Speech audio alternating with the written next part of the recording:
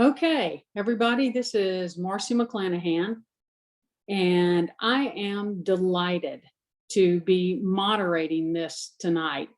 The format that we will use is we will start out and I will give a brief introduction to a man who needs no introduction to us.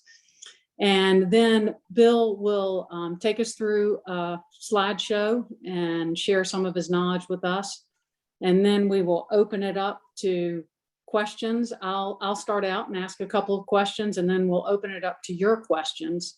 If you have any technical issues during this, you can email Carrie Veal at cveal, C-V-E-A-L, at marsparkbaptist.org. And for questions for Dr. Leonard, please use the Q&A feature, and we'll see those and be able to get that to him and ask those questions.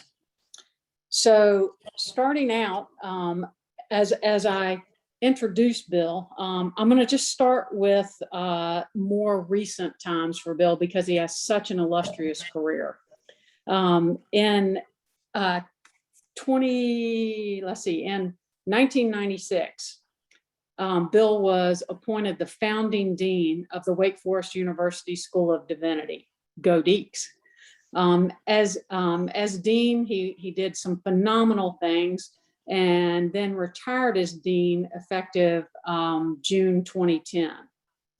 After that, Wake Forest announced the creation of the James and Marilyn Dunn Chair of Baptist Studies, and in January of 2012, Bill formally assumed that professorship. He has had a ton of speaking engagements since then, has had spoken all around the country, and he officially retired from teaching in May of 2018, and then was named Professor of Divinity Emeritus. We have had the great good fortune of Bill being part of our congregation and our leadership for quite some time. And every single time I leave just impressed with everything that he has to say. So I am going to turn it over to Bill and look forward to listening and learning from him tonight. Bill? Thank you, Marcy, and welcome to those of you who have joined us. We're going to talk tonight about a number of things, primarily about something of the state of the church in the U.S. With implications for congregations like your own. And I'll jump into that momentarily. The only thing I wanted to mention tonight was that this weekend, the Associated Press named the Wake Forest Demon Deacons to the top 25 football teams in the country. So, should the Lord Jesus return while this conversation is going on, I wanted you to know why that would be the case. If the Demon Deacons are in the top 20 football, the kingdom of God cannot be far away. So we'll begin with that. And Carrie, if you'll go ahead and put the PowerPoint up, we'll move through it accordingly, and then we can talk back to each other. I wanted to call this, and you'll see why in a moment, American Churches Finding a Will for the Future. And to really begin with these kinds of questions, I'll just read them along with you, and we'll hope to unpack some of this as we go. What does the changing nature of Sunday mean for the church in the 21st century? I've spoken at summer talkbacks about the changing sociology of Sunday, and each year that becomes more significant as with its impact on American churches, I think, than even when we've talked about it several years ago in the Great Hall. How do churches call persons to faith and action when many Americans are distancing themselves from religion? What are some strategies for shaping religious communities during this time of what I have called permanent transition in American religious, social, and political life? And how is religious identity passed on to a new generation? And finally, out of all of this, can churches in this period of time, COVID, post-COVID, pre-Delta variant, distinguish dissent from conflict? Carrie? And I start with some quotes that have formed me in these days. One is from Dietrich Bonhoeffer, and you'll see where the title of this discussion begins. It is true that there is a silly, cowardly kind of optimism, which we must condemn. But the optimism that is will for the future should never be despised, even if it is proven wrong 100 times. It is health and vitality, and the sick individual has no business to impugn it. It may be that the day of judgment will dawn tomorrow. And in that case, though not before, we shall gladly stop working for a better future. This comes from the document, his collected documents titled Letters and Papers from Prison, written in the year of his death, 1945, Bonhoeffer. Now, Harvey Cox, some 20 years later, Jesus presented people with himself as a decisive event in their own biography and in the history of which they were a part. In the context of this new event, both Jesus and the apostles issued a summons to respond. This summons was always highly specific, especially for Jesus. He expected people to drop their nets, get out of bed, untie the horse, invite him to dinner. No one could doubt either that something momentous had occurred or that something quite definite was required of them. Cox wrote that in The Secular City, 1965.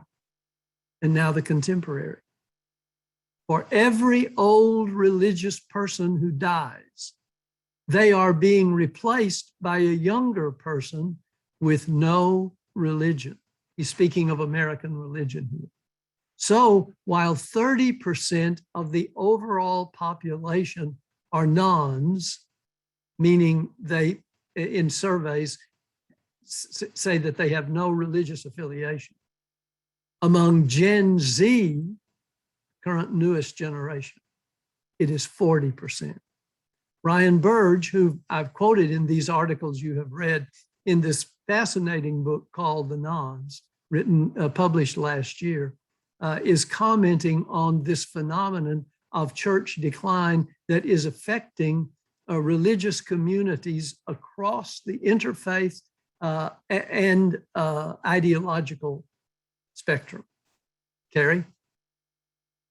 So let's begin with the American religious context and the realities. And I'm hoping you'll think I'm not pulling punches with you tonight, but to talk about the situation, as I said, that in my belief, impacts one way or another every single religious community in this country, whether they know it or not.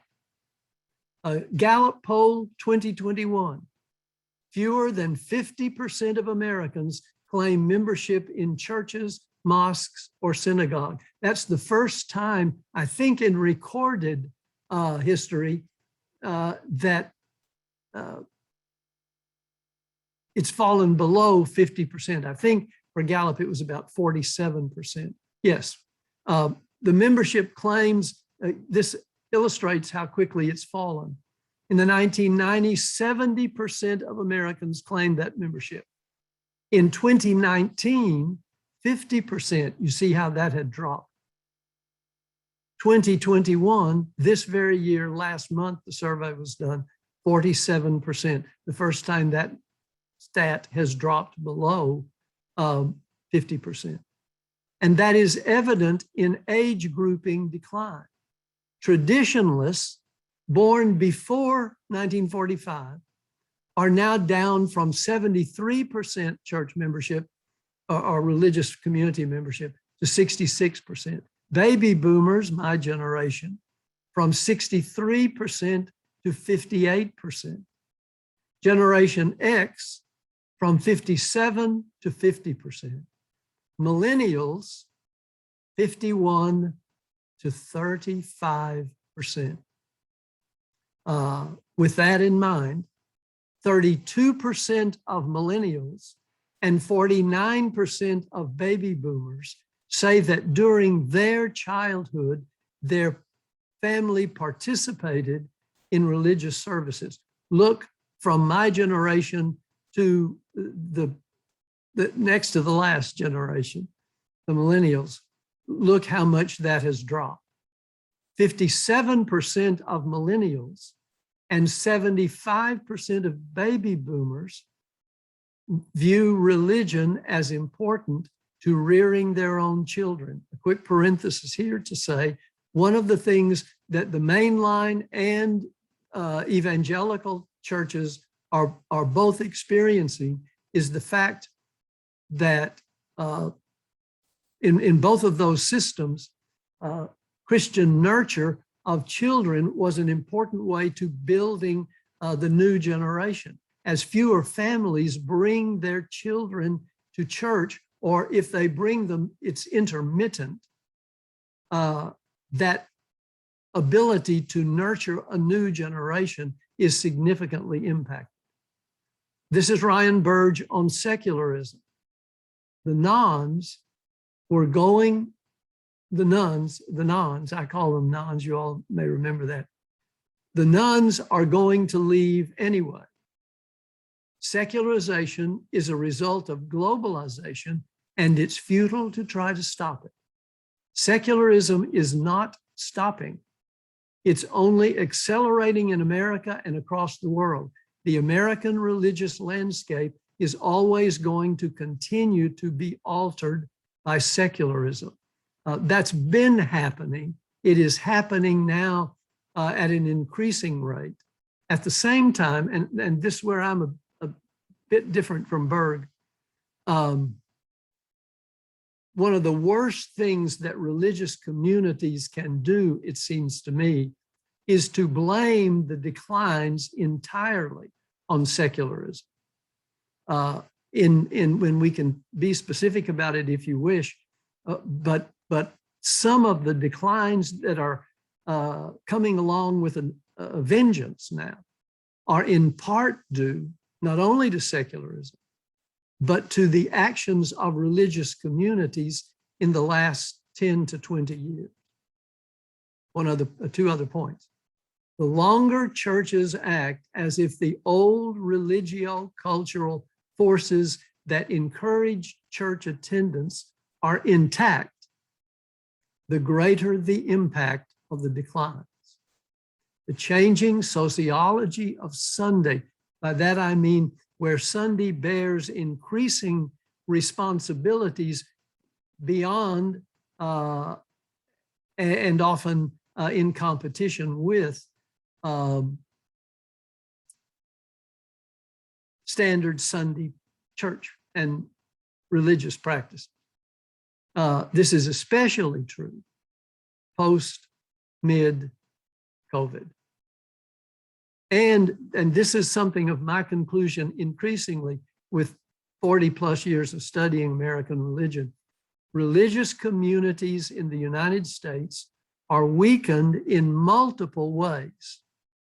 An expansive reality that I think has not been seen since the Civil War. So those are what I would say are statistical and demographic realities impacting religious communities across the spectrum and across the nation. Carrie? So in a sense, I'm just giving a bit more detail about the impact of those realities on specific church or churchly communities. And most of you know much of this already, and I've talked about it with you in the talkbacks for multiple summers most recently. Denominational systems are disconnecting, disengaging, debating. And old systems are breaking apart. The Southern Baptist Convention, I've told you most every summer, is my case study in how an evangelical denomination, the largest in the country, is reflecting those kinds of denominational disconnects. And with that, fewer individuals think of their primary religious identity as denominational, even if they are in denominationally connected churches. And in that case, many of those same congregations minimize or modify their relationship with their previous parent bodies. And that's another reason why across mainlines and evangelicals, denominational connectedness and denominational systems are declining rapidly. The Southern Baptists can't seem to sell enough of their property in state conventions even to keep those conventions organizationally at maximum function. With that, congregations are closing. That's always been the case, but it seems to be increasing. Some very varied studies give varied stats on this, but generally speaking, 4,000 to 10,000 churches in the US close annually. Non-denominational fellowships and so-called mega churches have set new models. The mega church is a mini, M-I-N-I, denomination. It provides in one congregation or in one coalition of churches programs and policies that the old denominations used to provide for multiple congregations. Mega churches maintain their own denominational-like system, but only 8% of Americans attend those kinds of churches. As we say again and again, one of the fastest growing groups, actually the fastest growing religious statistic in the country in terms of attendance, is non-affiliation, the so-called nuns. Many of them are not atheists or agnostics. That's only about 10% of that group, but often see themselves as believers but not belongers, spiritual but not religious. And that is expanding every year. The stat goes up, and it's moved rapidly through the 21st century. And often this is seen as a spirituality movement where people may utilize multiple kind of traditional and non-traditional spiritual resources from multiple religious traditions, not simply Christian, to nurture their own personal spirituality, etc. And churches are confronted, as is the whole country, with public issues that seem to have just come at record speed, impacting the nature of the church, the concerns of the church, and the decline of the church. The opioid crisis, this is a small list, by the way, sexuality, gender debates, political controversies in politics. When we're finished here, I'll get on MSNBC and see what's the breaking news that's happened since 6 o'clock today. Immigration, exacerbated now with the Afghanistan retreat. Healthcare, made even more serious by the coronavirus. Continuing religious liberty questions and how those are going to be settled. Kind of neo-establishmentarianism seems to be taking shape out of some of the desperation of Christian communities in the country. An astounding suicide rate, often with an increasingly younger group of people. And then school shootings and firearm-related difficulties. I'm in the process of finishing my Baptist News Global column that's due by noon tomorrow, talking about a rash of, I would call them child or teenage gun violence in Winston-Salem, including a young man who was shot dead in the hallway of Mount Tabor High School at the beginning of this month. That has been a huge wake-up call for the Piedmont. And a ripple effect of that, declining church-based colleges and seminaries. And here's the emphasis I want to make with you. As the old denominational networks that nurtured young people in youth camps, in Sunday school classes, in church-related activities, as those decline, the connecting agencies like church-related colleges and seminaries experience the ripple effect of fewer people being nurtured in that tradition to grow up in Baptist churches, to go to the Baptist colleges, if they were called out at youth camp, to go to the Baptist seminaries. There's not a denominational tradition, except maybe the Assemblies of God, that is not confronting issues of declining seminarian and many of their smaller religion-based colleges declining. And just the norm, declining congregational budgets, difficulty in upkeep on buildings, often buildings that are not utilized to the fullest now, declining membership and baptisms, both of infants and of older children and adults. And this is more for the evangelical crowd. What many church groups have not realized is that what sounds like conviction in the congregation and in the doctrinal realities of churches may appear to be bigotry in the public square. We can illustrate that if you wish. Carrie? We're moving through here. And so here's my list, nothing absolute at all, but a way of at least highlighting. Aren't you all glad you came? I know some of you who are here, and I suspect you poured a light libation to get through my lecture today to try to make you feel a little better.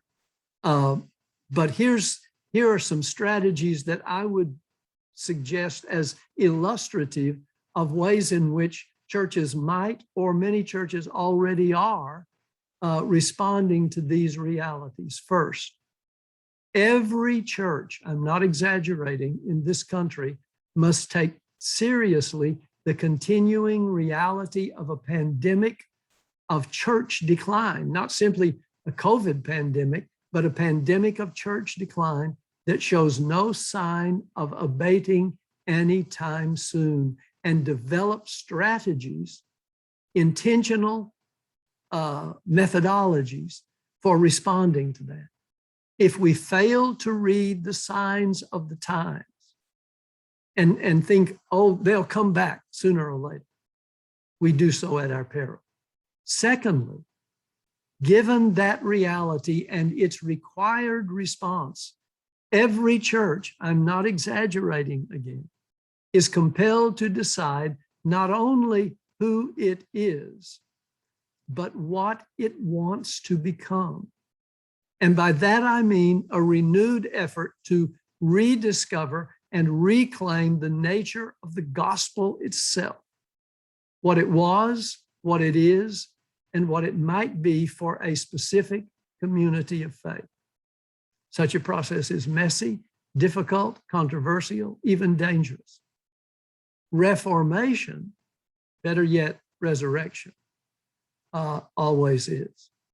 After having put this together and sent it to Carrie, I thought about one more thing, and I wanted to say this to you. From what I know of the history of Myers Park, this church was founded in another time of permanent transition in the post-World War II era. And Myers Park decided to act differently than the traditional, in those old days, Southern Baptist or American Baptist churches with which they began affiliation. But it was scandalous in many ways. And Myers Park got on the list of being both a transitional and transformational community of faith at a time when the membership, the charter members and the people who came after, wanted to respond to this post-war era in ways that the old guard churches, born of revivalism, born of Southern Baptist denominationalism, born of a much more sectarian kind of quality, and a dogmatism that was impacted by the fundamentalist movement of the 1920s, even if they weren't all fundamentalists. Myers Park wanted to be different. That's the kind of thing that churches have to decide about now. And most of the churches in the country don't have the luxury of not doing that. Third, once a renewed vision of the gospel has begun, then we must ask where the gospel will take us, less in a panicked effort to import new members than in living out the gospel description of Jesus as one who went about doing good and healing those who were afflicted by the devil.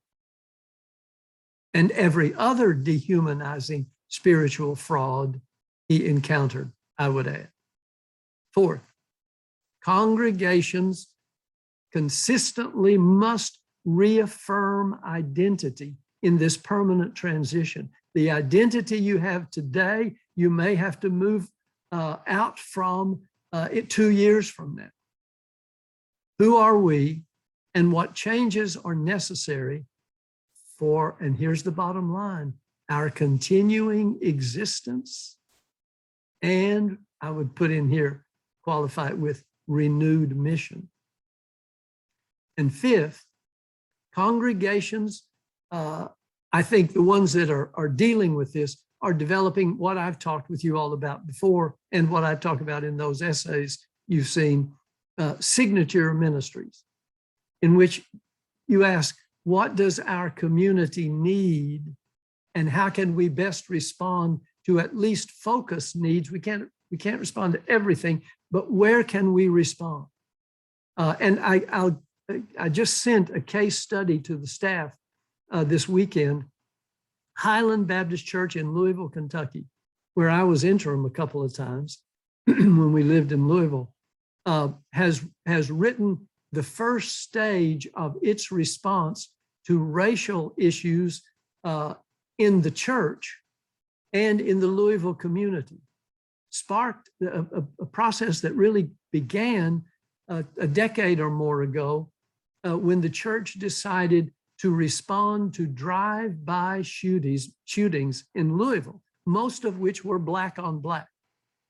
And then in the last 2 years, to respond to the racial explosion in Louisville over a variety of issues, but personified in the Breonna Taylor death at the hands of the Louisville police.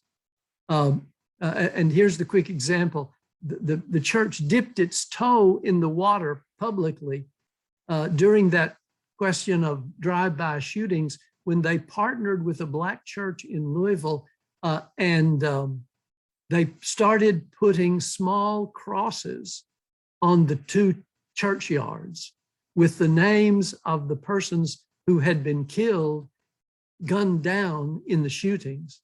And then laity and clergy from the two churches would go to the site of the killings and have public prayer meetings. And it was a dramatic moment that changed in many ways. It didn't solve it, but it changed the perspective in Louisville, Kentucky 10, 15 years ago. And they lay this out as one piece of the document that they are still pursuing as a congregation. I've never seen anything in a Baptist congregation like this statement. And it's part of, they've just called their first woman senior minister. And it's part of their way, I would say it like this, of responding to the realities around them. And finally, before we ask, and here we get to the spirituality issue for all of us, what would Jesus do, that old classic question, to save today's church? Let's ask, what did Jesus do when all this got underway? In the end, when almost everyone had run off, Jesus and a bunch of the women, I'd add, stayed to the bitter end. And therefore, I conclude, the Jesus story has been the church's one foundation all along. Which brings me to my last piece here, very quickly, just for your thinking. And this will be posted for you to come back to in some form or another by the staff. Retelling the Jesus story is, from my perspective, the strongest way of responding to these times. Because, and here I'll sound a little like an evangelist, at this moment in American religio, political, cultural history, the Jesus story, whether anybody believes it or not, is a way of helping the whole culture think about how to be together and how to deal with, I'll get to it in a minute, justice, compassion, and reconciliation, those kinds of ideas. So we really, the Jesus story is the doorway of the church's spirituality. And I think nurturing that in a variety of contexts is a place to start. In that Jesus story, we can't take details of the story for granted anymore. We can't suppose that people know that story. Candace and Stephanie and I lived in Japan for a year, and both of us taught at Seinan Gakuin University in Fukuoka. And when I would go and preach, before I preach in the Japanese churches, my Japanese friends would say, don't think that anybody here knows about the Jesus story. Don't think you can make a reference to the prodigal son and people know. They didn't grow up reading the Bible the way you Southern folks did. That's where we are now. We can take no details of the story for granted. And I've been saying for some time, largely through the influence of the biblical scholar, Catholic biblical scholar, John Dominic Crossan, we begin that story on the lakeshore. Jesus in Galilee, who trains in Matthew 11 and Luke 11, apostles and the folks, the first group of people who follow him. And this is what he says: if you can't tell people anything else as you go out on the roads and the highways, tell them the kingdom of heaven, God's new day, has come near. And I've talked with you all about that the last few summers. And Tony Campolo, the old sociologist among American Baptists, has said, we have to rethink the way we read the Bible. The Church of the Reformation read Jesus through St. Paul. The Church of postmodernity must learn to read St. Paul through Jesus. That's another orienting of the way we read the scripture. And we have to engage community. We can't wait on community to bring the kids to us. We can't wait on community to show up on Sunday morning. Ways to engage that community, and Myers Park has done that for a long time. So I'm preaching to the choir on some of these. And we have to revisit Jesus' radical ethic in response to the people on the margin. And as best we can, we have to listen and converse with and respond to the nods. And we have to revisit the nature of the Christian witness in the world. And I come back to these three words that amazingly, by some sort of revelation, we wrote into the mission statement of the School of Divinity at Wake Forest, but which has become a mantra for me, that we are as Christians agents of justice, compassion, and reconciliation. And what that means growing out of the Jesus story. And we have to revisit and reclaim the power of the transcendent, the power of symbol and sacrament, of awe and mystery, of contemplation and reflection. And I'll give you one of my favorite memories of Myers Park. Early on when I was with you all, I think in interim preaching years ago, I was privileged to be present when you presented young people in the church for baptism. And you had mentors. I have never known of another Baptist church that created mentors from the laity with the persons who were moving toward faith and baptism. And at a Sunday service before their baptism, those mentors introduced those young people to the congregation, to the church. That was the power of justice, reconciliation, and compassion in the midst of sacrament, symbol, and personal faith. And that's been, I've used you all as an example of that for years and years. So let's finish up and then you talk back to me. I'm going to read this. You can read it out loud where you are. It's this great line from Albert Schweitzer that calls us to the Jesus story. He, meaning Jesus, he comes to us as one unknown, without a name. As of old by the lake shore, he came to those who knew him not. He speaks the same words, follow thou me, and sets them to the tasks which he has to fulfill for our time. He commands, and to those who obey him, whether they be wise or simple, he will reveal himself in the toils, the conflicts, the sufferings, which they shall pass through in his fellowship, and as an inexplicable mystery, they shall learn in their own experience who he is.